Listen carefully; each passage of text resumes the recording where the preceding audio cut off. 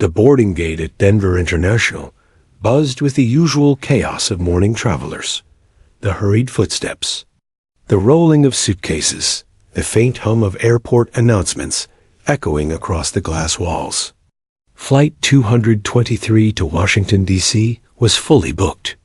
A sea of faces, business travelers glued to phones, families juggling children and luggage, students in hoodies with headphones half asleep in the line.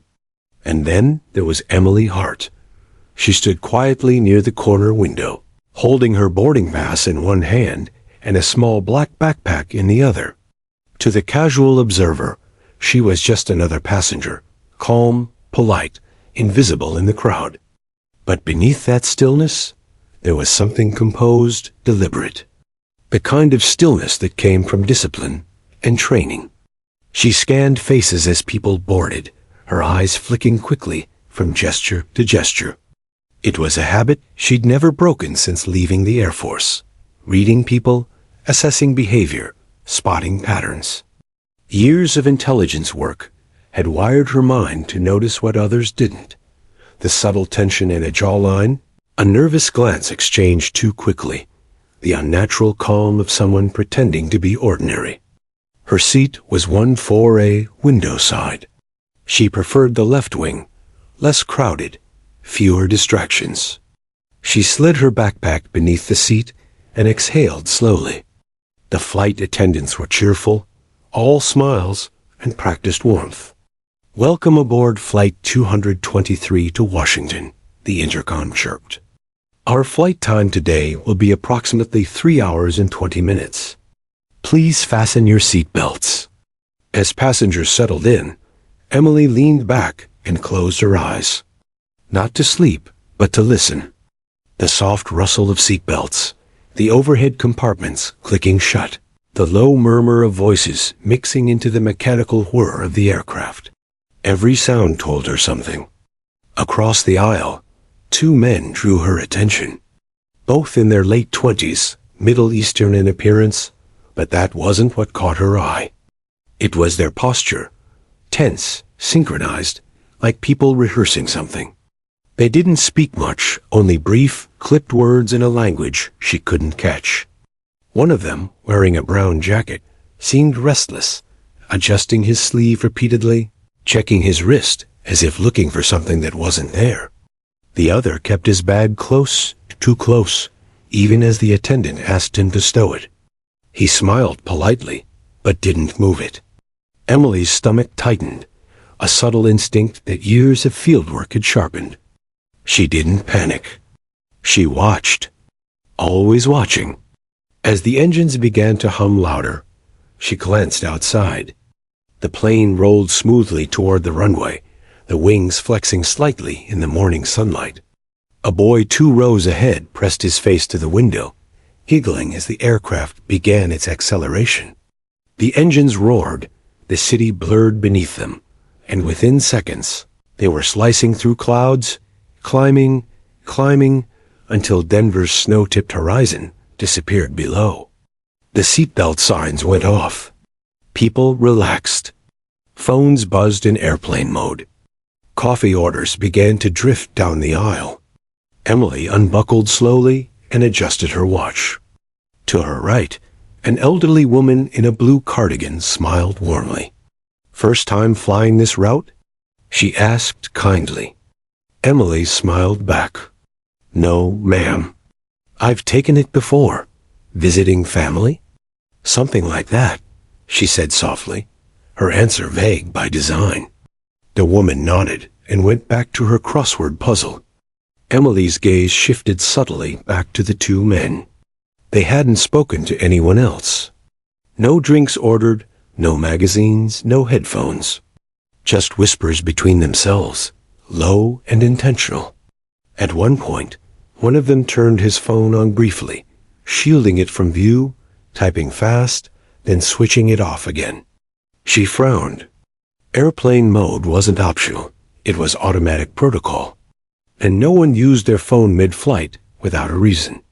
When the attendant passed by, Emily raised her hand slightly.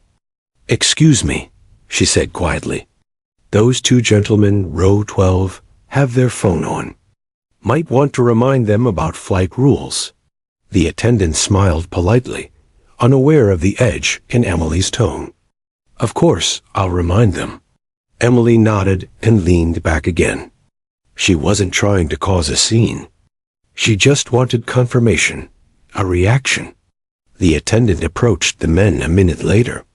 They smiled, nodded, pretended to comply. But Emily saw it, the tiny flash of annoyance, the impatient look they exchanged afterward. That was enough to confirm her suspicion. Something wasn't right. As the flight climbed higher, turbulence hit, light at first, then rougher. Luggage shifted slightly in overhead bins. A few passengers gasped. The captain's voice came on, calm and reassuring. "Ladies and gentlemen, we're experiencing a bit of turbulence as we pass through a cold front. Please stay seated for now." Emily kept her eyes fixed on the aisle. In that moment of distraction, one of the men reached down and touched something under his seat, too casually, too deliberately. She glimpsed a small flash of metal before his leg blocked the view. Her pulse quickened. Not fear, focus. She leaned forward, pretending to adjust her seatbelt, and studied his movements again. He wasn't nervous like an average traveler. He was alert, scanning, timing something. She'd seen the same posture during undercover operations. It was the stance of someone waiting for a signal. The woman beside her noticed Emily's tension. "You okay, dear?" she asked gently. Emily forced a calm smile. "Just don't like turbulence much," she lied. Inside, her brain was running through probabilities. If they're armed, where's the weapon? If it's a device, how could it bypass security? If they act, how long until response protocols engage? She remembered the last operation she'd been part of before retirement, a covert monitoring mission in Virginia. There had been a similar pattern. 2 low-profile operatives flying under tourist visas. Communication through coded messages during flight, intending to hijack for ransom. It had ended before takeoff, but this time, she wasn't on the ground. She needed to alert the crew, without triggering panic. She reached down to her backpack, unzipped a small pocket, and pulled out a folded boarding stub. On the back, she wrote quickly in small, neat handwriting. 2 suspicious men in row 12. Possible coordination. Watch movement near cockpit. Keep door locked. She folded it once, slipped it into her palm, and waited until the attendant passed again. When she did, Emily handed it over discreetly with her cup. "Could you throw this away for me, please?" The attendant smiled, took the cup and the folded paper, unaware of its contents, until she saw Emily's steady eyes. That look, firm, unblinking, made her glance down at the paper. As she walked away, she unfolded it, read the message, and immediately stiffened. Without hesitation, she changed direction toward the cockpit.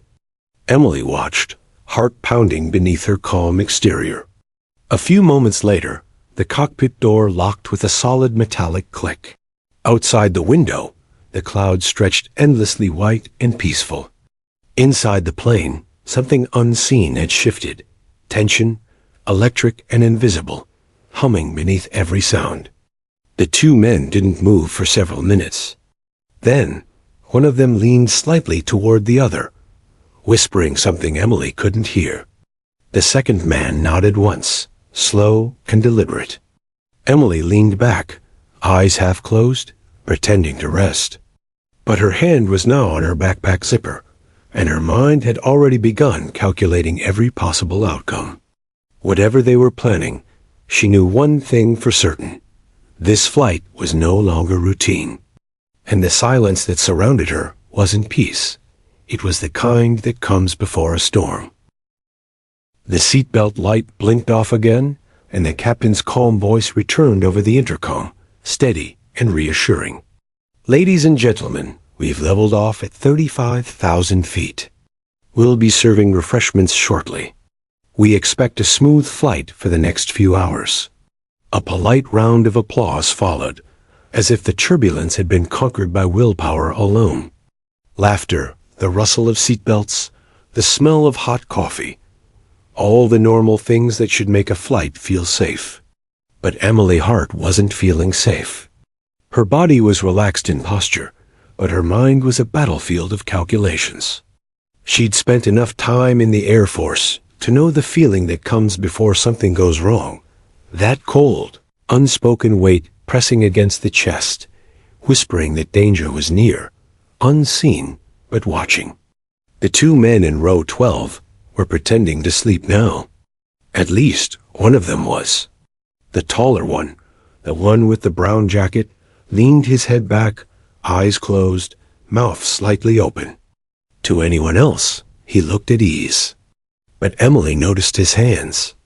They were folded too tightly across his stomach, his right thumb twitching rhythmically, like someone counting seconds. The other man had moved his bag again, tucked it halfway beneath his feet. He'd done it subtly, but Emily caught it. The zipper was facing outward now, half open. Inside, she caught a glimpse of a black object wrapped in cloth. A laptop? A radio? Something else? She couldn't know for sure. She leaned slightly toward the aisle, pretending to stretch her legs, and scanned the rest of the passengers. Business travelers, a teenage couple taking selfies, an elderly veteran in a cap that read U.S. Navy, Korea. Ordinary people. People with plans, with families waiting for them. People who had no idea that the air around them was tightening with invisible tension. The flight attendant came by again with a tray of drinks. Emily smiled politely and ordered water. As she reached for it, she whispered softly, "Did you pass the note?" The attendant froze for a fraction of a second, eyes darting toward the cockpit. She gave a quick, nervous nod. "Yes," she murmured, barely audible. The captain locked the door. "Good," Emily said. "Keep it that way." She could see the fear in the young woman's eyes, fear she herself had once learned to suppress. The attendant wanted to ask questions, but Emily's calm, unshaken tone made her pause. She simply nodded again and moved on. Emily sipped her water slowly, her gaze returning to row 12. Something about the way the two men coordinated their gestures bothered her. It was subtle, like two musicians playing the same silent song. One reached into his pocket. The other adjusted his collar. One moved his knees slightly. The other nodded. Signals. It was a code, not Morse, but behavioral. A rhythm meant for trained eyes. Emily had seen it before, years ago, in a dusty intelligence room overseas. Her mind flashed back to Bagram Air Base, 2009. The dry air, the radio chatter, the constant whine of generators. She had been part of an operation called Iron Thread, a counter-hijack intelligence program tracking sleeper operatives. Their communication style had always fascinated her, not through words, but through mimicry, patterns, posture, mirrored gestures. You could only catch it if he'd been trained to look. And Emily had been. Her chest tightened. She wasn't just imagining this. The signs were all here, subtle, coordinated, dangerous. The cabin lights dimmed slightly as the flight attendants prepared lunch service. The passengers relaxed again. Music drifted from someone's earbuds. A baby cried briefly, then quieted. And through it all, Emily watched. At one point, the man with the brown jacket turned his head slightly toward her. It was just a glance, brief and probing, but she felt it like a blade across her skin. He knew, not who she was, but that she was watching. He smiled faintly, a harmless, polite smile. But his eyes didn't match it. They were sharp, cold, assessing. Emily smiled back, the same way a chess player smiles when she knows the next move belongs to her. She reached for her phone, pretending to check the time, but her purpose was different. She opened her notes app and typed a short, coded line only she would understand. Phase shift imminent. Maintain calm. If anything happened to her, and the phone was recovered later, her colleagues at the Defense Liaison Office would know what it meant. A hijack in progress and an insider witness on board. Minutes dragged into a strange, suspended silence. The hum of the engines seemed louder now. Every clink of a cup, every shuffle of a shoe made her nerves twitch. Then, a sound. A click, faint, metallic, deliberate. Emily's eyes shot to row 12. The shorter man had just reached under his seat again. His hand disappeared for a second, then emerged holding a small, black object. Not a gun, but something equally concerning. A transceiver. A radio. He placed it on his lap and shielded it with a folded magazine, pretending to read. Emily's pulse quickened. This isn't random. She rose from her seat casually, walking toward the restroom, pretending to stretch. As she passed, her gaze caught the faint red glow of a signal light on the device. It was active. She walked past without stopping, continuing toward the galley. The flight attendant turned toward her, startled. "Ma'am, everything okay?" Emily's voice was low, urgent, but calm. "Listen to me carefully. There's a communications device under seat 12B. Black, handheld, active transmission. Get the captain. Tell him not to change course or altitude. And don't alert the passengers." The attendant's face drained of color. "But what should I—" "Do it now," Emily said, eyes locked on hers. Quietly. The attendant nodded and disappeared toward the cockpit. Emily leaned against the wall of the galley, her breathing steady, her mind racing. What were they transmitting? Coordinates? A code? Or waiting for a signal from someone on the ground? If there was one thing she knew, it was that hijack attempts rarely began with words. They began with control. Of communication. Of information. She returned to her seat, her posture unchanged. The two men looked restless now, glancing toward the cockpit, checking their watches. Emily didn't need confirmation. She knew they were timing something. Minutes later, a slight vibration rolled through the floor of the plane. The engines adjusted pitch. A minor correction, maybe turbulence, maybe a course shift. And that was when the man in brown tensed visibly. He turned to his companion and muttered something too soft to hear. Then both leaned forward, their shoulders squared, eyes fixed ahead. Emily's throat went dry. They were about to make their move. Then, a loud ding. The intercom crackled. "Ladies and gentlemen, this is your captain speaking. We've encountered a minor navigation issue, but there's no cause for alarm. Please remain seated and buckle up while we sort it out." Emily knew exactly what that meant. The captain was following hijack protocol. Her warning had worked. He had just sent a coded transponder ping to NORAD. Help would come, but not immediately. Intercept time was at least 20 minutes. Maybe more. She stole another glance at the men. They looked angry now, frustrated. The plan wasn't going smoothly. One of them reached for his bag again, this time unzipping it halfway. Inside, she saw wires. Not a bomb. Too thin, too crude. Maybe a bluff, a decoy to control the cabin. Her training kicked in fully now. She looked around the cabin, the exits, the distance to the cockpit, the number of passengers who could help if needed. She made mental notes. 2 threats. Unknown device. No visible firearms. Cockpit locked. Time until intercept. Unknown. She could hear her old commander's voice echo in her memory. Fear blinds judgment. Calm buys time. And she would need every second. Emily sat completely still, eyes on the clouds drifting past the window. The sky looked peaceful, endless, a cruel contrast to the storm she knew was brewing inside. For now, She would wait. Watch. Let them think they still controlled the game.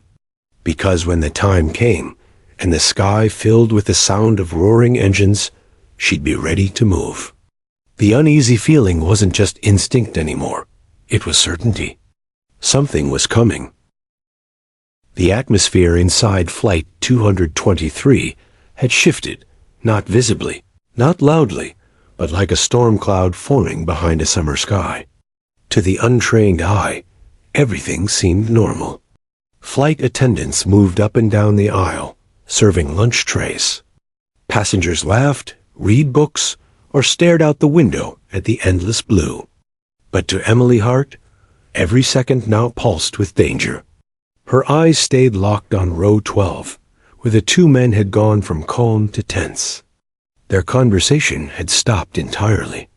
One man's jaw clenched as he checked his watch. The other adjusted his jacket sleeve for the 10th time, revealing a black wristband that looked more like a wire strap than an accessory. Emily recognized the military-grade material. It wasn't decorative. It was functional. She inhaled slowly through her nose. They're about to move. The captain's voice came again over the intercom, deceptively calm. Ladies and gentlemen, we're expecting a slight headwind that may cause turbulence.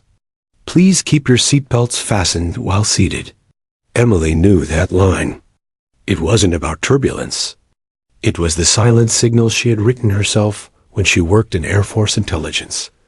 A coded message for aircrews indicating, security alert acknowledged. Remain composed. The captain had read her note. NORAD had been contacted. Help was coming, but not fast enough. The man in the brown jacket suddenly stood up, stretching with exaggerated casualness. He looked around, scanning the cabin as if looking for the restroom, but Emily could see through it. His eyes weren't wandering. They were counting. Rows, people, potential threats.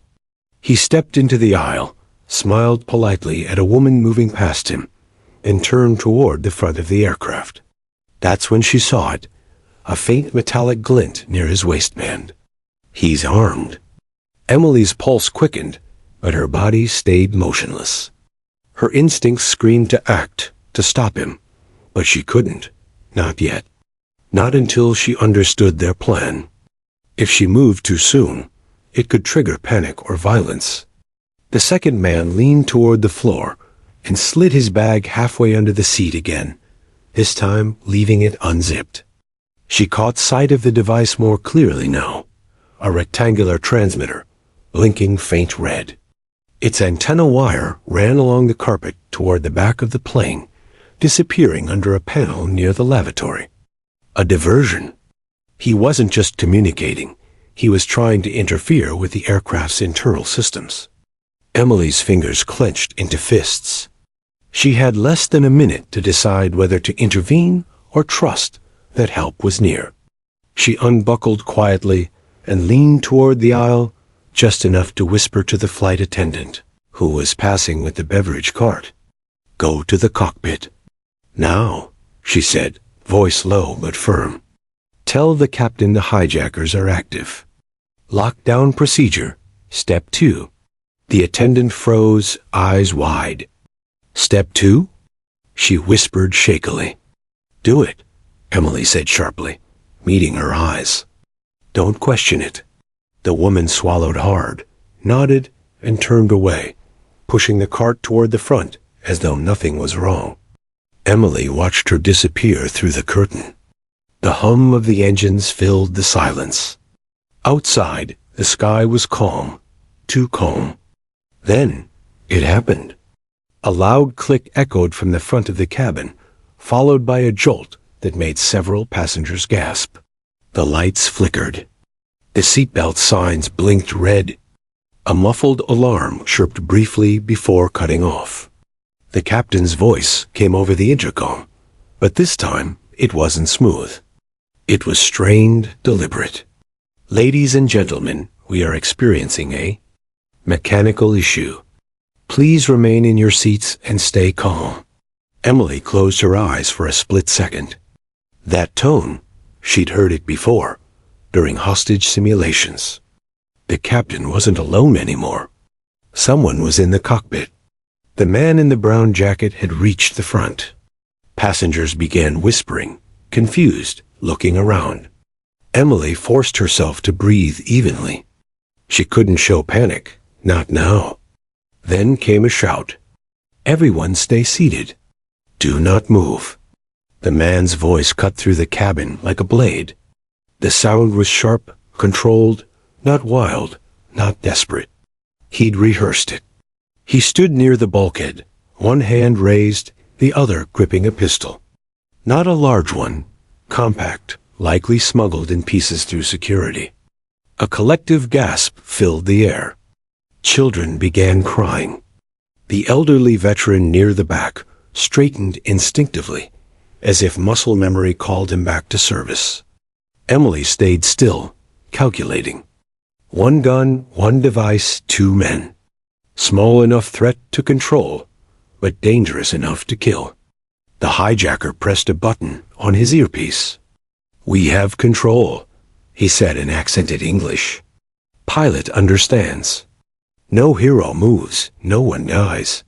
His partner in row 12 reached under the seat, flipping a small switch on the transmitter. A low beeping sound began, rhythmic, intimidating. A psychological weapon more than a real one. Emily's training kicked in. She leaned down, pretending to grab something from her bag while scanning for tools, pen, phone, charger cord. Anything she could use if she needed to act. Her mind raced. If they breach the cockpit completely, they'll try to change course. The military will track it. NORAD will dispatch interceptors. 20 minutes, maybe 15. I need to keep them distracted that long. The man with the gun began walking down the aisle slowly, scanning each row, eyes cold. Anyone try something stupid, I shoot. He stopped near the middle of the cabin, near Emily's row. Her heart pounded, but she forced herself to meet his eyes, steady, calm, unflinching. He stared at her for a moment longer than at anyone else, as if trying to place her face. Then, with a faint smirk, he said, "You, window seat." No phone. Emily raised her hand slowly. "I don't have one out," she said evenly. "We're all listening." Something in her voice made him pause. Authority, confidence, not fear. He frowned, studying her for a moment, then turned away. "Smart woman," he muttered. As he moved forward again, Emily exhaled softly through her nose. The passengers around her began to tremble, whisper, pray. She whispered back to the woman beside her, "Stay calm. Don't move until I say so." The elderly veteran 2 rows back met her eyes briefly, a wordless exchange of understanding. If it came to chaos, he'd help. The seconds ticked into minutes, everyone stretching like hours. The beeping continued. The cabin air felt heavy, claustrophobic. Suddenly, the intercom crackled again. A new voice. The co-pilot. "This is the first officer. We are maintaining altitude. Please comply with all instructions." That was the second code phrase Emily recognized. Maintaining altitude meant they'd locked down the cockpit from inside. The hijackers hadn't gained full control. That was their one advantage. She needed to keep it that way. The hijacker at the front slammed the intercom switch, furious. No more messages. He shouted, firing a warning shot into the ceiling. Screams erupted. Oxygen masks dropped halfway from their compartments before retracting. Emily flinched but stayed seated. One passenger jumped up instinctively. The gunman swung the pistol toward him. "Sit down," he barked. Emily's mind was spinning. Okay, they're agitated. That's good. Agitated means sloppy. Then she felt something. A vibration, deep, distant, rhythmic. It wasn't turbulence. It was the distinct, low-frequency hum of jet engines outside. Her instincts sharpened instantly. They're here. NORAD had scrambled interceptors. Outside the windows, faint shadows flickered between clouds. The hijacker didn't notice yet. His focus was still on the passengers. But Emily did. Her pulse steadied. She leaned back, whispering under her breath, "Just hold on, everyone. Help's coming." The gunman shouted for silence again, pacing nervously. The other hijacker adjusted the transmitter, trying to boost signal, but it only emitted static. Emily glanced at the small screen on the seat in front of her. The GPS map showed their flight path. A slight deviation east. NORAD would have noticed it instantly. The interceptors were probably already matching altitude. In her mind, she could almost hear the radio chatter, the orders being given hundreds of miles below. Flight 223 unresponsive. Possible hijack confirmed. Scramble pair. Hold fire unless threat verified. The passengers had no idea how close salvation was. Emily's eyes drifted to the window, and there, just for an instant, she saw it, a gray silhouette slicing through the clouds. Sleek, fast, and unmistakable. An F-16 Falcon. The sight sent a rush of adrenaline through her. They weren't alone anymore. But inside the cabin, the threat was still very real, and the seconds before rescue would decide everything. Emily straightened in her seat. Her mind was clear, her plan forming. She wouldn't wait for the rescue to save them. She would earn it. The storm had fully arrived. From 35,000 feet above the Atlantic, Flight 223 looked like nothing more than a silver needle slicing through sunlight. Yet to the pilots of the F-16 Falcons closing fast from the west, it was a potential catastrophe. An unresponsive aircraft drifting off course toward restricted airspace. Inside the cockpit of the lead jet, Captain Daniel Reeves gripped the throttle, eyes locked on the radar signature. "Visual in 10 seconds, he said into his mic. "Copy that?" came the voice of his wingman, Lieutenant Carla Moore. "Rules of engagement? Shadow and observe. Command will advise." The pair roared through the sky, contrails curling behind them like smoke trails from twin spears. Down below, controllers at NORAD Command Center tracked every second of their approach. Meanwhile, inside Flight 223, chaos simmered just beneath the surface. The gunman paced the aisle like a predator, sweat glistening on his forehead. His partner kept fiddling with the transmitter, its weak signal flickering. Emily could tell they were losing control of their plan, and that made them dangerous. Her eyes darted toward the window again. Through the cloud breaks, she caught a glint of sunlight on steel. Then another. Two shapes, sleek and fast, looping toward them from the horizon. She whispered to herself, "They made it." The older veteran across the aisle leaned closer. "What's out there?" "F-16s, Emily murmured. "Our angels." He exhaled in disbelief. "Then this is really happening?" "Yes," she said, voice low but firm. "Stay calm. We're not done yet." A sudden lurch of the plane drew a collective gasp from the passengers.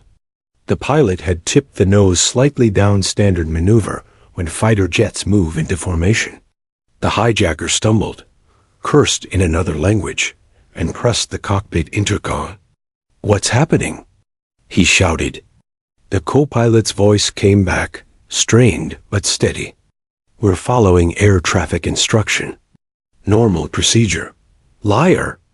The gunman barked, pressing the muzzle of his pistol against the intercom panel. Emily rose halfway from her seat. "He's telling the truth," she said calmly. "We hit a flight corridor. Stay focused, you're drawing attention." The hijacker turned toward her, eyes narrowing. "You talk too much." "Maybe, but I'm trying to keep you alive."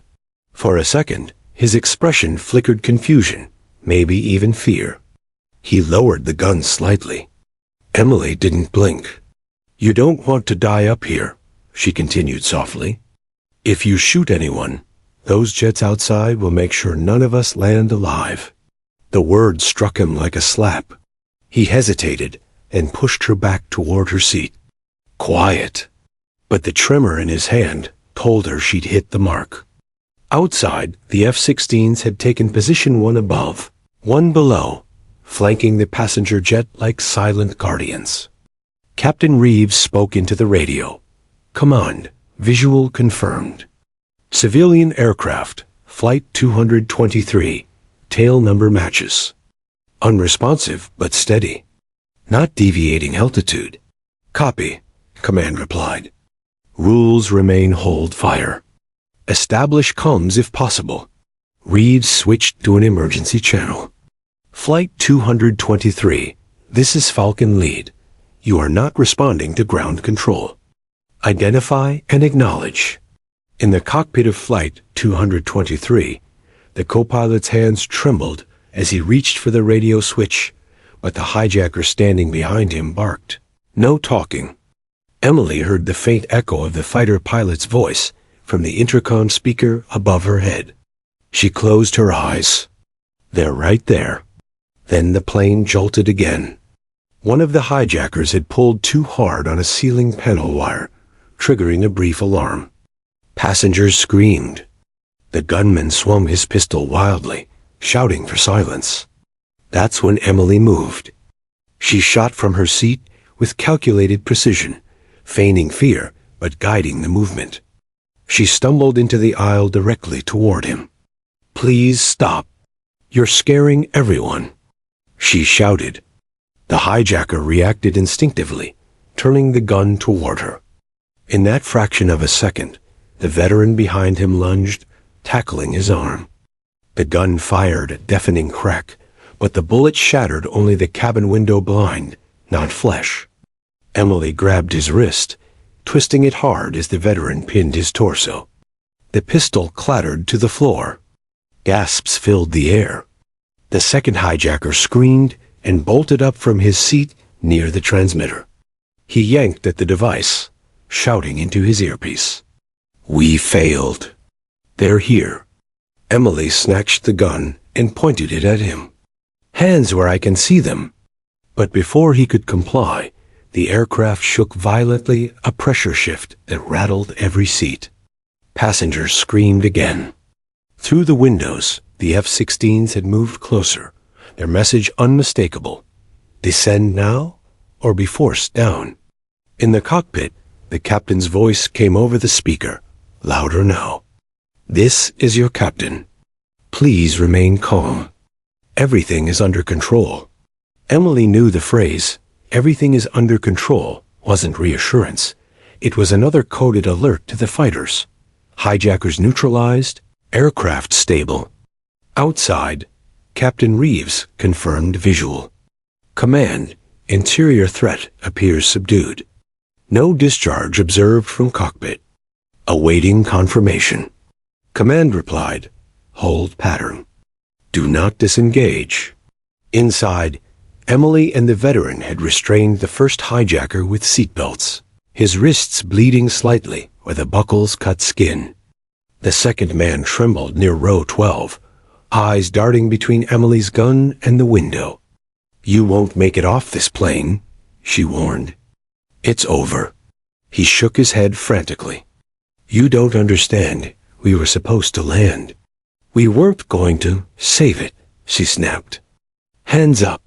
He raised them, tears welling. They lied to us.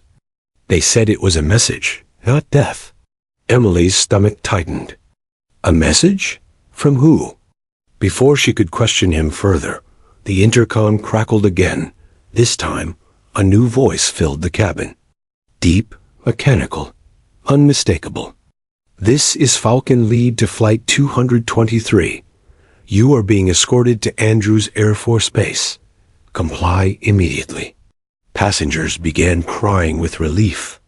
The veteran loosened his grip slightly, exhaustion catching up with him. Emily lowered the gun, but kept it ready. The captain's voice followed. Copy that, Falcon Lead. We are complying. Turning west to heading 270. The aircraft banked gently left. Outside, the F-16S mirrored the move with surgical grace. Emily felt the adrenaline ebb, replaced by a heavy, trembling calm. The worst was over almost. She glanced at the restrained men, the crying passengers, the pale flight attendants, and finally out the window at the silent guardians escorting them home. Then she noticed something, a dark shape far behind, emerging through the haze. Bulkier, slower, but powerful. A different sound reached her ears, a deep, growling roar that vibrated through the fuselage. Her breath caught. No way. The A-10 Thunderbolt II, the legendary Warthog, was closing in from the east. The radio crackled again with Reeves's voice. "Command, we've got Hog 1 joining the formation." "Hog 1 acknowledges," came the reply, rough and confident. "If this bird twitches wrong, I'll clip its wings myself." Emily smiled faintly. The A-10 wasn't there for escort, it was insurance. If the hijackers had planted anything explosive, the Warthog would be the one to neutralize the threat mitter. The lead hijacker groaned under his restraints. "You don't know what you've done," he hissed at Emily. "They'll never let this go." "Maybe not," she said softly. "But at least these people will go home tonight." Minutes stretched into eternity as Flight 223 descended under fighter escort, the sunlight turning golden against the clouds. In the cabin, strangers held hands. Mothers wept quietly into their children's hair. The veteran finally smiled at Emily. "You were something up there." "So were you," she replied. "You remind me why I serve." He frowned slightly. "You're still in?" She looked out the window at the A-10 shadowing them. "Not officially," she said. "But I never really left." The seatbelt sign pinged. The descent had begun. Outside, the F-16S held position, protective and precise, while the A-10 drifted slightly below, scanning for threats. Inside, the cabin vibrated with collective relief, and yet Emily knew this wasn't the end. Because somewhere below, command officers were piecing together the intercepted transmissions from the Fonzie hijacker's device, and what they discovered would change everything. For now, though, she sat back, weapon tucked discreetly beside her leg, and let herself breathe for the first time in an hour. They were going home. But her war had just reignited. The wheels of Flight 223 screeched against the tarmac at Andrews Air Force Base, smoke curling from the landing gear as the plane slowed to a crawl. The cheers that erupted inside were a mixture of relief, disbelief, and exhaustion. The sound of 200 lives realizing they had survived what could have been their last moments. Emily sat quietly in her seat, eyes steady on the window. Outside, soldiers in dark tactical gear surrounded the aircraft within seconds, their rifles raised but disciplined. The flashing blue lights of emergency vehicles reflected in the glass, painting everything in a chaotic mosaic of red and white. Over the intercom, the captain's voice came again, this time calm, almost reverent. "Ladies and gentlemen, welcome home." Applause broke out. Some passengers sobbed openly. The flight attendants hugged each other in the aisles. But Emily didn't move. Her focus was on the two restrained men across from her, the hijackers, who now sat slumped, defeated, yet not broken. There was something in their eyes that unsettled her. It wasn't fear. It was purpose. The doors opened with a hiss. Within moments, FBI agents in plain tactical vests boarded the aircraft, moving with precision. "Hands where we can see them." One barked. Passengers raised their arms automatically.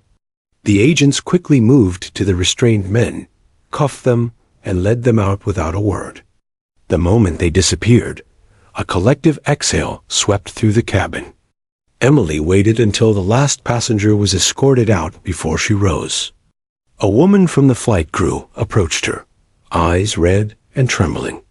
You saved us," she whispered. "Who are you?" Emily gave a faint smile.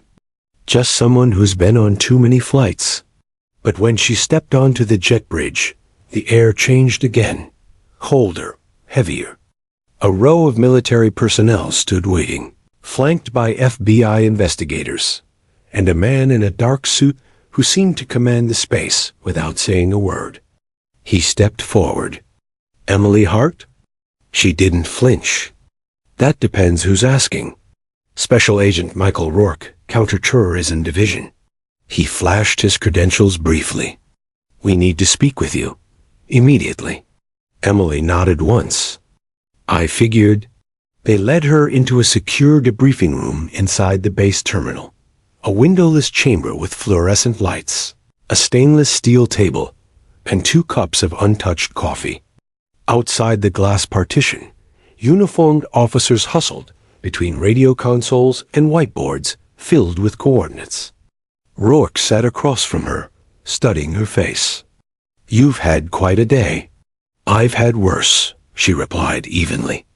He raised an eyebrow. "We ran your name through several databases. You don't exist under Emily Hart, at least not until 2018. Before that, there's nothing. No birth records, no employment, no credit. Care to explain?" She smirked faintly. "You already know the answer, or you wouldn't have brought me here." Rourke leaned forward. "So it's true. You're the same Hart from Project Sentinel." Emily's silence confirmed it. He exhaled slowly. "The program was shut down years ago. We thought everyone from that division was reassigned or buried under layers of clearance. Some of us stayed off the radar," she said. "That was the point." He slid a folder across the table. Inside were photos, the 2 hijackers, grainy surveillance stills, timestamps. These men aren't just radicals. They're connected to something bigger. The transmitter they carried wasn't a bomb. It was broadcasting encrypted data matter, something your old division would have recognized. Emily's pulse quickened. "To where?" Rourke tapped the file. "That's what we're still decrypting. But based on flight path triangulation, the signal is bouncing toward a satellite channel that's been dark for years, one that used to belong to Sentinel." The words hit her like ice. "You're saying they were using our tech?" He nodded grimly. "Someone resurrected the program." Emily leaned back, processing. Memories she'd buried came rushing back. Classified briefings, Black Ops flights, remote intercepts. Sentinel had been designed as a covert air defense network capable of tracking rogue drones and encrypted signals before they reached U.S. soil. But the project was scrapped after an internal breach. And now it was back. Who authorized this flight's passenger manifest? She asked sharply. Rourke frowned. Delta's automated system. Why? Because those men weren't just random hijackers, she said. They were couriers. Someone put them on that plane to send a message or a signal directly through a civilian channel. He studied her. You think someone inside arranged it? I think, she replied slowly, someone knew I was on that flight. Rourke's jaw tightened. That's a bold assumption. It's not an assumption, Emily said coldly. The captain used my own coded phrase over the intercom, the one I wrote during Sentinel training. He couldn't have known that unless he'd been briefed by someone who knew who I was. Silence filled the room. Rourke finally said, So you think this was personal? I know it was, she whispered. He opened his mouth to respond, but an agent burst through the door. Sir, we've got the data decrypted, partially. Rourke gestured for him to continue. The agent handed him a tablet. The signal was transmitting coordinates, one repeating pattern. It leads to a location off the coast of Virginia, a decommissioned satellite uplink platform. Emily froze. She knew that site, Station Epsilon. It was supposed to have been dismantled years ago. Rourke noticed her reaction. You've been there? She nodded slowly. It was Sentinel's fallback node. If someone's using it again, they're planning something big, something airborne. Rourke's phone buzzed. He glanced at the screen, frowned, then looked up at her. Command wants you debriefed at Langley within the hour. They're reopening Sentinel. Emily's expression didn't change, but inside, her pulse raced. The last time she'd walked through Langley's glass doors, she'd promised herself never to return. That chapter was supposed to be over. But now it was calling her back, through fire and ghosts. She rose from her seat. If we're going, we go now. Whoever's behind this won't wait for us to catch up. Rourke hesitated. You're not active personnel anymore. I just prevented a hijacking with my bare hands, she shot back. You really want to argue protocol right now? He paused, then nodded once. Fair point. Let's move.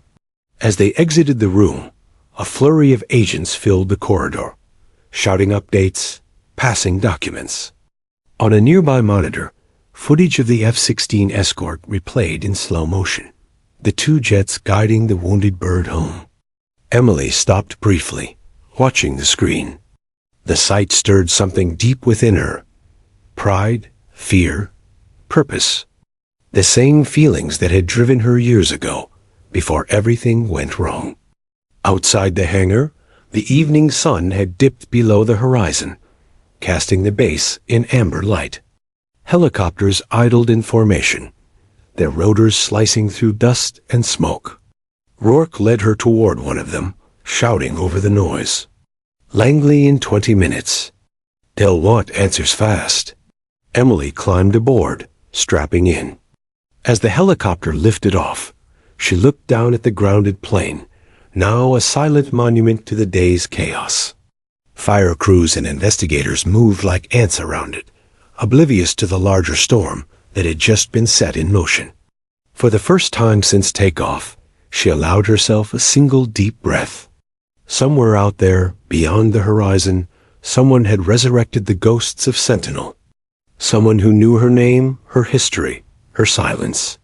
And whoever they weren't finished. As the helicopter banked toward the glowing skyline of Washington, Emily stared out into the gathering night. Her reflection in the window looked back at her, calm, resolute, but haunted. She whispered to herself, if they want to bring it back, then I'll finish what I started. The rotors thundered louder as they disappeared into the dark, and far below, the last traces of sunlight bled away over the Atlantic, the same ocean where Flight 223 had almost become a grave. Now it was a battlefield, and Emily Hart was going back to war. The helicopter blades slowed to a crawl as the craft settled onto the helipad atop CIA headquarters at Langley, Virginia. The night air was crisp and electric, heavy with tension. Floodlights washed the roof in sterile white, reflecting off the metallic letters, spelling out what most Americans would never see: Central Intelligence Agency. Emily stepped out first, boots meeting the concrete with the confidence of someone who had been here before and had vowed never to return. The wind tugged at her hair, carrying with it the faint scent of jet fuel and rain. Behind her, Agent Rourke adjusted his tie, more at ease in conference rooms than in combat zones. As they crossed the rooftop toward the security doors, Rourke spoke over the thrum of distant aircraft. You understand how rare this is. They don't reopen decommissioned programs. Ever. Sentinel's been dead for almost a decade. Emily's gaze stayed forward. Then someone went grave robbing.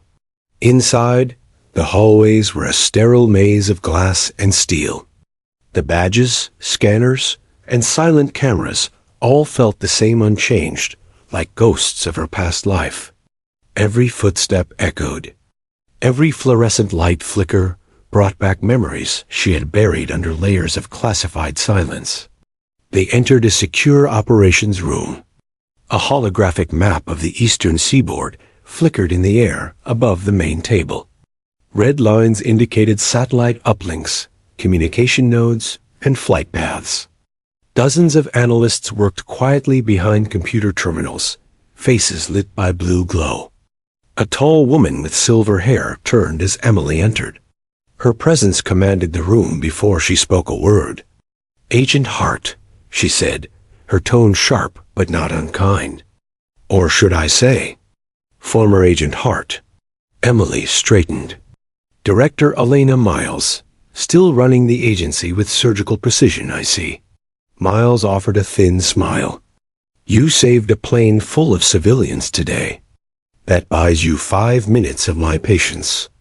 After that, I decide if I'm arresting you for classified breach or reinstating you under black clearance." "Depends on what you want," Emily replied. "What I want," Miles said, gesturing to the map, "is to know how a civilian flight became the courier for stolen Sentinel tech. The hijackers weren't random, and you know that." Emily approached the holographic display. "The transmitter they carried? Did you trace its signal path?" Miles nodded. "Partially. It's an old Sentinel frequency, buried beneath layers of outdated encryption. But whoever's running it now has upgraded the protocol. It's not just broadcasting, it's recruiting." "Recruiting?" Rourke asked, frowning. Miles tapped a console. A set of images appeared: satellite feeds of various airports, small airfields, and cargo hangars across the eastern U.S. These are all civilian channels that received fragments of the same signal within a 2-hour window. Each fragment carries a unique access key designed to activate remote relays. It's like someone is reassembling the Sentinel network piece by piece through the air. Emily stared at the projection, the realization dawning slowly. "A ghost network." Miles nodded. "Exactly. Someone's rebuilding our old surveillance web using commercial flights as transmission vehicles. But that kind of power could give them control over the national defense grid," Emily finished grimly. "They'd be able to hijack drones, scramble radar, even ghost military comms." Rourke looked between them. "So whoever's behind this has a bigger target than one plane." Emily crossed her arms. "They're not testing the system, they're demonstrating it. The hijacking was a message. We control the skies now." Miles's jaw tightened. "And you think someone inside helped them?" "I don't think," Emily said. "I know. The only people who could access Sentinel frequencies were part of the original core team, and most of them disappeared after the project was shut down." Miles turned to one of the analysts. "Pull up the original roster.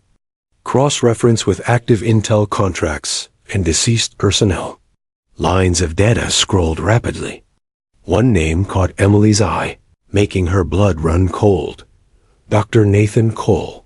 She whispered the name before she could stop herself. Miles noticed. "You knew him?" Emily nodded. "He designed the neural encryption framework for Sentinel.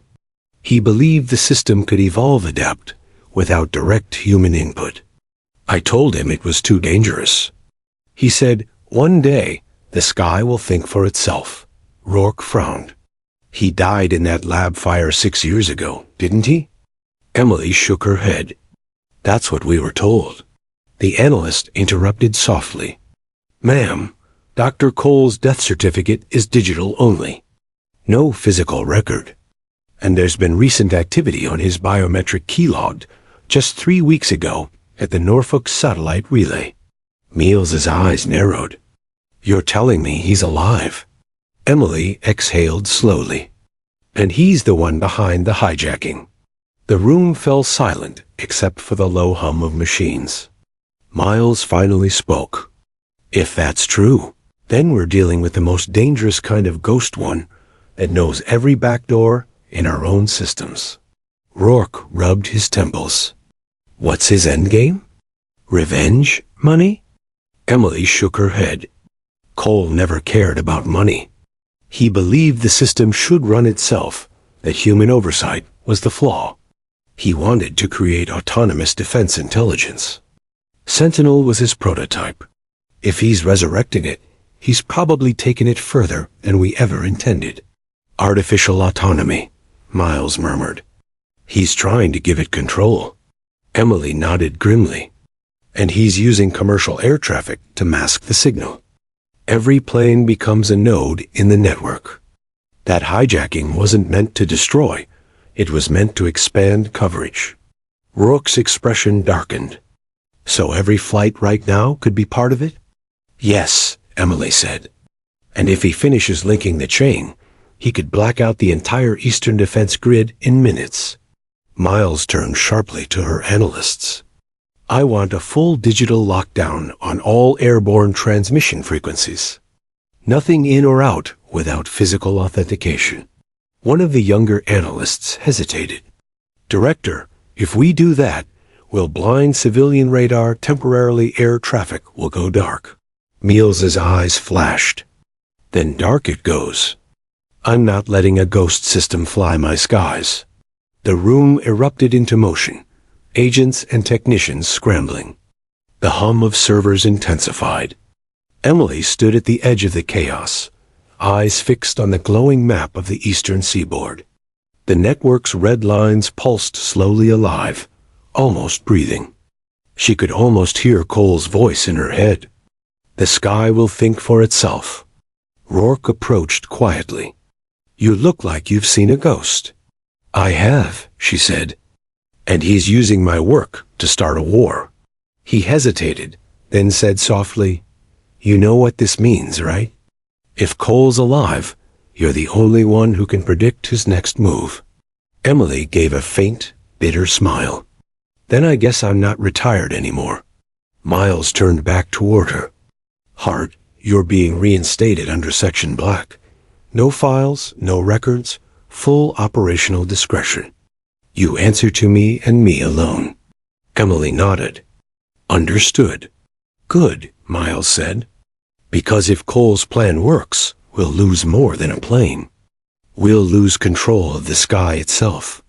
As the meeting broke, Emily lingered by the map one last time. The red network lines glowed brighter now, spreading across the coast like veins. Her reflection shimmered faintly in the glass overlay, merging with the digital web, as if she were already part of the machine. She whispered to herself, almost inaudibly, Nathan, what did you do? Outside the glass walls, lightning flashed through the night, distant, silent, and foreboding. Far away, over the Atlantic, a cargo plane blinked its navigation lights once before vanishing from radar. And in that moment, the network grew stronger. The helicopter descended low over the dense forests of Virginia's eastern shore, its blades cutting through the misty pre-dawn air. Emily Hart's boots rested lightly on the skid rails, eyes scanning the tree line below. Satellite coordinates from Langley had pointed to a remote cargo facility, once abandoned, now active again under the guise of industrial imports. Every detail screamed Cole. Rourke sat beside her, maps and tablet in hand. Langley says there's heavy electronic jamming down there. GPS comes everything. They want us in and out quietly. Emily didn't respond. Her focus was elsewhere. Memories from Sentinel's field exercises flashed. Covert insertions, encrypted signal tracing, hours spent crawling through abandoned bunkers. Cole had taught her the signs, patterns invisible to ordinary eyes. And now, those signs were everywhere. The chopper touched down in a hidden clearing. Trees obscured the aircraft from any satellite view. Emily leapt to the ground, Rourke following close behind. The forest was silent, save for the wind rustling through pines. Thermal scans? Emily asked. Minimal, Rourke replied. But motion sensors picked multiple human-sized heat signatures inside the facility. Emily nodded. Cole likes to work with shadows. That's his advantage. And we'll need one too. The pair moved through underbrush, weapons strapped, packs light. Emily's senses sharpened with each step. Here, the forest wasn't just terrain. It was a shield, a weapon, and a warning. Every crack of a branch, Every gust of wind could betray them. A faint glow emerged through the trees. The facility. Shipping containers stacked like walls surrounded a central building. Smoke rose from a vent, carrying the faint smell of burning electronics. Red security lights pulsed along the perimeter. Emily crouched behind a fallen log. Perimeter security looks minimal but calculated. They're confident in their jamming. It's likely automated drones and sensors inside. Step lightly. Rourke grinned nervously. No pressure. They moved closer, sticking to shadows, each footstep deliberate. A drone hummed overhead briefly, then disappeared. Emily's pulse remained steady. She had trained for this. Every simulation, every mission in the field, prepared her for exactly this moment. At the outer fence, Emily examined the sensors. Infrared grids crisscrossed the clearing. She produced a small device from her vest, a handheld signal disruptor. Within seconds, the beams flickered, giving them a brief window to slip through undetected. Inside the compound, the central building loomed. Thick metal doors, reinforced walls, and a single camera rotating methodically above the entrance. Emily pressed her palm to a biometric panel. "Hands off," Rourke whispered. She smiled faintly. "Not needed."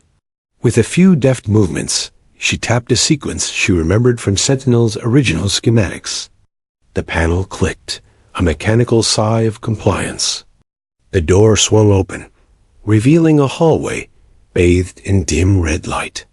Inside, servers lined the walls, humming like a living organism. Cables snaked across the floor, linking to a central console. Monitors displayed satellite feeds, flight paths, and what appeared to be active nodes, the resurrected Sentinel network in motion. Emily's eyes narrowed. Cole's not just rebuilding. He's upgrading. A sudden noise, a metallic clang behind them. Both agents spun, weapons drawn. From the shadows emerged several men in black tactical gear, moving with eerie precision. "Stay calm," Emily whispered. "They're trained, but they're predictable." The team split, flanking them from both sides. Emily fired a warning shot into the air. The sound echoed, bouncing off the metal walls. The men froze. One lunged, Emily sidestepped, using his momentum to slam him into a server rack. Sparks flew. Rourke tackled another. Emily disarmed him quickly, twisting his wrist and dropping him to the floor. The remaining men hesitated. Emily's voice cut through the tension. "You want to fight the past? Start with me." They hesitated enough. Emily used the pause to reach the main console. Her fingers flew across the keyboard, entering override commands she had memorized from Sentinel. Lights flickered, systems beeped, and one by one, the network nodes began shutting down. But a deep, mechanical hum began to resonate through the building. Emily recognized it immediately. "They're activating a remote uplink," she muttered. Rourke looked up. "To where?" "Not sure," Emily said, eyes scanning the monitors. "But it's mobile. Someone's moving the signal to an airborne relay." Her heart pounded, but her voice remained steady. "Rourke, cover the doors. I'm going to find Cole." "Are you insane?" Emily didn't answer. She darted down a narrow stairwell, past stacks of servers, through a maze of cables, following the faintest thermal signature on her portable scanner. Finally, she reached a reinforced door at the back, larger, more secure. A single biometric panel glowed, waiting. She placed her hand on it. The system hummed, then clicked. Inside, Cole stood, facing a large, holographic display of the network, hands raised as if orchestrating an invisible symphony. He didn't turn immediately. "Emily." His voice was calm, almost reverent. "I wondered how long it would take you to find me." "Too long," she said, weapon raised. "Shut this down, Cole. You're risking lives." Civilian air traffic, military assets, everything. Cole smiled faintly. I am giving life to the system, not taking it. You've seen too many humans fail, Emily. Too many errors. Now the sky can think for itself. Autonomy without control is chaos, Emily said. I should know. I helped build it, and I know what you're missing. He turned slowly, hands raised but defiant. I'm beyond missing anything. This is evolution. Emily's mind raced. The signal was still active. Airborne nodes would link in minutes if she didn't act. She glanced at the console, memorized sequences. One wrong move, and Cole's network would scatter across satellites beyond anyone's control. You're making a mistake, she warned. I don't want to hurt you. Cole's gaze hardened. You've never understood me. Not then, not now. This is bigger than you or me. It's the network's time. Emily made her choice. She lunged toward the console, fingers working frantically. Cole moved to stop her.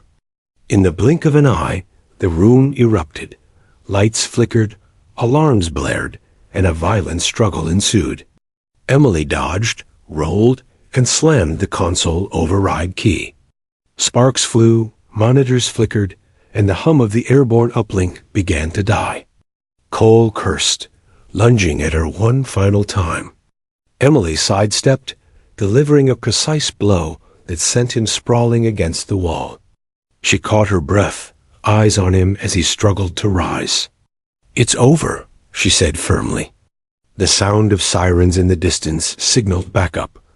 Langley had deployed tactical teams, alerted by her portable transmitter. Cole glared at her, fury and disbelief mingling in his eyes. You think this ends here? He spat. Emily didn't answer. She stepped back, weapons still ready. It ends when you're secured and the network is offline. Cole slumped, realizing his plan had been thwarted. The Ghost Network's growth had been halted, at least for now. Rourke and tactical teams arrived moments later, cuffing Cole and leading him away. Emily watched silently. Victory was quiet, almost anticlimactic after the adrenaline surge of the past hours. But she knew it wasn't the end. Somewhere, in the shadows of this crisis, other nodes could awaken. Other ghosts could rise. Sentinel wasn't gone. It was dormant. And Emily Hart knew she would be the one to face it next time. Outside, the early morning sun broke through the clouds. The facility that had housed one of the most dangerous threats to the nation now stood silent. Emily finally allowed herself to exhale. But in her mind, one phrase echoed repeatedly. The sky will think for itself. And she understood. It would take every ounce of her skill, every lesson from her past, to ensure it thought the way humanity intended. The sun had fully risen, casting pale gold light over the trees and the sprawling facility Emily had just neutralized. Tactical teams swarmed the site, securing every access point, cataloging every piece of technology, and confiscating any remnants of Cole's Ghost Network. The air was crisp but tense, carrying the faint smell of scorched electronics and burnt cables. Emily Hart stood on the edge of the clearing, arms crossed, surveying the aftermath. Her body was weary, her mind a whirlwind of calculations and lingering adrenaline. Behind her, Agent Rourke and a contingent of Langley's elite operatives were escorting Dr. Nathan Cole into a reinforced transport vehicle. The scientist's face, pale and lined with tension, betrayed no fear, only the arrogance that had fueled him for years. Emily's gaze lingered on Cole. You built this to evolve, she said quietly, but evolution isn't chaos. It's balance. Cole smiled faintly, eyes glinting with defiance. Balance? Humanity has failed balance for centuries. I gave the sky the chance to correct itself. Emily shook her head. By endangering millions? By turning civilians into pawns? That's not correction. That's tyranny. Rourke approached, securing Cole in restraints. "You've got him," he said. "The network's offline? No signals active. We're clean." Emily exhaled, her shoulders sagging slightly. She knew it wasn't truly over. Even with Cole captured and the nodes shut down, the risk remained. The Ghost network could have fragments spread across satellite relays or offline nodes waiting for activation. But for now, they had reclaimed the skies. The team moved into the main facility, inspecting servers and consoles. Emily approached the central console, her hands brushing over the keyboard. Lines of code still flickered faintly, remnants of Cole's program. She frowned. These remnants could be valuable, but also dangerous in the wrong hands. Rourke noticed her hesitation. "You thinking what I think?" Emily nodded. Sentinel's framework can't be destroyed completely, but it can be contained and rebuilt under oversight, monitored, controlled, and transparent. Otherwise, someone else will pick up where Cole left off. Miles' voice crackled over their radios. "Hart, Langley wants a debrief in 1 hour. Cole's in custody, the network is down. You need to report, immediately." Emily nodded. "Understood." She watched the operatives dismantle the servers and box the technology. Despite the sense of closure, a knot tightened in her stomach. Sentinel had been her life once. The memories of missions, field operations, and nights spent tracing signals flooded back. The thrill, the fear, and the responsibility. It was impossible to separate her from it entirely. Rourke followed her gaze. "You're thinking of going back?"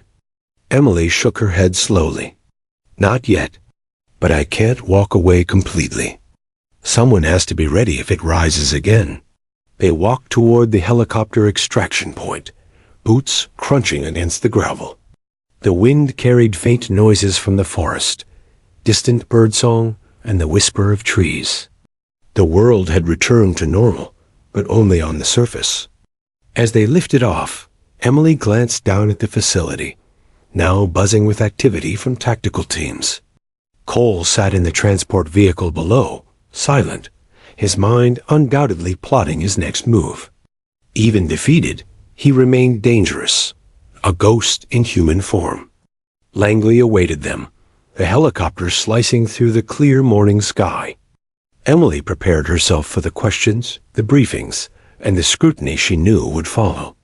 But beneath the surface, she carried the knowledge that she had prevented catastrophe. Hundreds of lives were safe because she had acted, because she had chosen courage over silence. Upon landing, Emily was escorted into a secure conference room. Miles, Rourke, and senior operatives awaited her. A single holographic display hovered in the center, showing the reconstructed flight paths, satellite logs, and deactivated nodes. Miles' tone was measured, yet approving. "Emily, your actions today saved countless lives. Cole is secured, the network is contained, and the remaining nodes have been identified for neutralization. Your report will go straight to command. No questions about reinstatement necessary. Sentinel's legacy is in your hands." Emily allowed herself a brief nod. "I understand. I'll make sure it's rebuilt responsibly." Rourke leaned closer, whispering just for her. "You could stay active again." Full clearance. Back in the field, Emily's eyes met his, steady and resolute. "Maybe someday, but today the sky is at peace. That's enough for now." Hours later, after debriefings and interrogations, Emily walked alone along the quiet perimeter of Langley. The wind stirred the trees, carrying the faint hum of aircraft in the distance. She reflected on the past days, the plane, the hijackers, the pilots, the A-10 roaring overhead, and the ultimate confrontation with Cole. It had been a chain of moments, each terrifying and transformative. From silent courage on the plane to decisive action at the facility, every choice had mattered. And now, For the first time in years, Emily felt a measure of closure. Yet she knew the truth. Sentinel was dormant, not destroyed. Ghosts of the past lingered in code, in satellites, in minds of those who remembered its power. And she, Emily Hart, would remain its sentinel, watching, guarding, prepared for whatever threat might emerge from the shadows of the skies. As the sun set, painting the horizon in deep orange and violet hues, Emily looked up at the vast expanse above. The sky seemed calm, almost serene. But beneath its surface lay potential, complexity, and danger, a mirror to humanity itself. She whispered softly, more to herself than anyone else, "The sky will always remember." And so will I? With that, she turned back toward the heart of Langley, blending once more into the world of strategy, vigilance, and silent guardianship. The day was over. The threat was contained. And yet, Emily knew that vigilance never ends, because the sky is infinite, and ghosts always linger. But for now, the sky was hers to protect.